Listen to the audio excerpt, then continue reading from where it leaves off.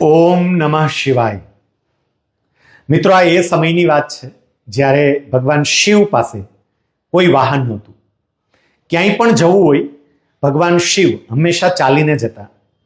એક વખત માં પાર્વતીજી ભગવાનને પ્રાર્થના કરતા એવું કહે છે કે પ્રભુ, આપ સમસ્ત સંસારના સ્વામી છો. આપ પગે ચાલીને જાઓ એ યોગ્ય લાગતું નથી. તમામ દેવતાઓ પાસે નાના મોટા વાહન છે અને આપ સર્વેશ્વર હોવા છતાં આપની પાસે કશું જ નહીં. એ તે કેવું લાગે? બહુ જ વિનંતી કરી, ખૂબ પ્રાર્થના કરી. શિવજીએ તો દલીલ કરી કે હું તો અવધૂત છું, મને કોઈ વાહનની જરૂર નથી. બાકીના પાસે ભલે વાહન હોય, હું તો મારી મસ્તીમાં રાજી છું, મને ચાલીને જવામાં કોઈ શરમ નથી. એનો ઉલટાનો આનંદ આવે છે. પણ પાર્વતીજીએ ખૂબ વિનંતી કરી, ખૂબ પ્રાર્થના કરી, ખૂબ કાકલુદી કરી.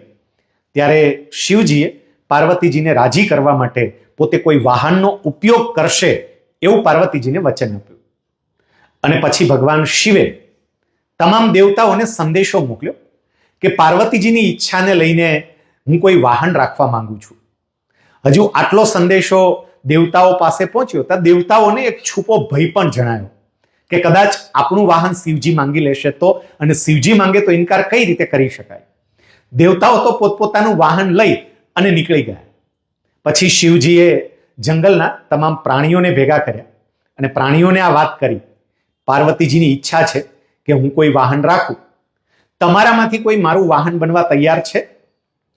એક પછી એક પ્રાણી શિવજી પાસે આવી પોતાના ગુણોનું વર્ણન કરે અને પોતે કઈ રીતે બેસ્ટ વાહન છે એની વાત કરીને પ્રાર્થના કરે કે આપના વાહન તરીકે મને સ્વીકારો, મને સેવા આપો. બધા જ પ્રાણીઓ જ્યારે વાતો કરતા હતા, બધાને શિવજીના વાહન બનવાની ઈચ્છા હતી. ત્યારે પ્રભુએ કહ્યું કે હું બધાને તો વાહન નહીં બનાવી શકું, પણ હું તમારી એક પરીક્ષા લઈશ ને પરીક્ષામાં જે પાસ થશે એ મારું વાહન બનશે. ભગવાને એવું કહ્યું કે યોગ્ય સમયે હું તમને કોઈ એવું કામ સોંપીશ કે જે કામ થોડું દુષ્કર હશે અને જે એ કામ કરી શકશે એને હું મારા વાહન તરીકે સ્વીકારીશ. બધા પ્રાણીઓને હતું કે ભગવાન કયું કામ સોંપશે. નંદીએ પ્રભુ પાસેથી આ વાત સાંભળી એટલે નંદી વિચારવા લાગ્યો કે પ્રભુ જે કામ સોંપવાના હશે એની ક્યારેક તો ચર્ચા માં પાર્વતી સાથે એ કરશે. એટલે નંદી ખાવા પીવાનું બધું જ છોડી અને સતત માં પાર્વતીની આસપાસ રહેવા લાગ્યા, શિવજીની આસપાસ રહેવા લાગ્યા. માં પાર્વતી અને શિવજી વચ્ચે જે વાત થાય એ ધ્યાનપૂર્વક સાંભળવા માંડ્યા. અને એમાં એક દિવસ શિવજીએ માં પાર્વતીને કહ્યું કે જ્યારે ચોમાસું આવશે, ખૂબ વરસાદ પડતો હશે, બધું ભીનું થઈ ગયું હશે, એ વખતે પ્રાણીઓને હું સૂકી લાકડી લાવવા માટેનું કહીશ અને જે લાવી શકશે એને વાહન તરીકે સ્વીકારીશ. નંદી આ વાત સાંભળી લીધેલી એટલે એમણે તો સૂકી લાકડીઓનો સંગ્રહ કરીને એક બાજુ સુરક્ષિત જગ્યાએ રાખી દીધી. જ્યારે ચોમાસામાં ખૂબ વરસાદ પડ્યો અને ભગવાન શિવે સૂકી લાકડી લાવવા માટે પ્રાણીઓને કહ્યું, બધા પ્રાણીઓ મૂંઝાયા કારણ કે શક્ય નહોતું.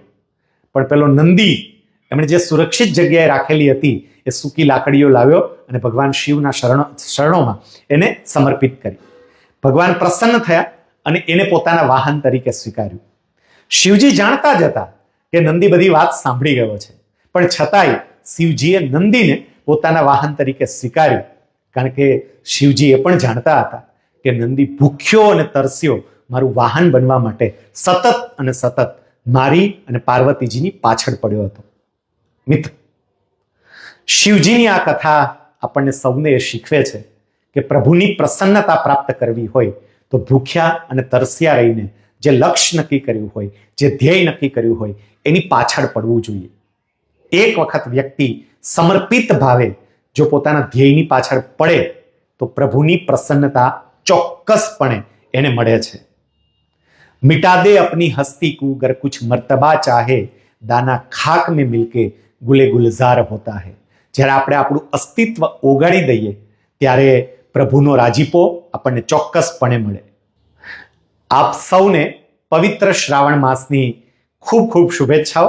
આપનો દિવસ મંગલમય રહે. જય સ્વામિનારાયણ. જય હિન્દ.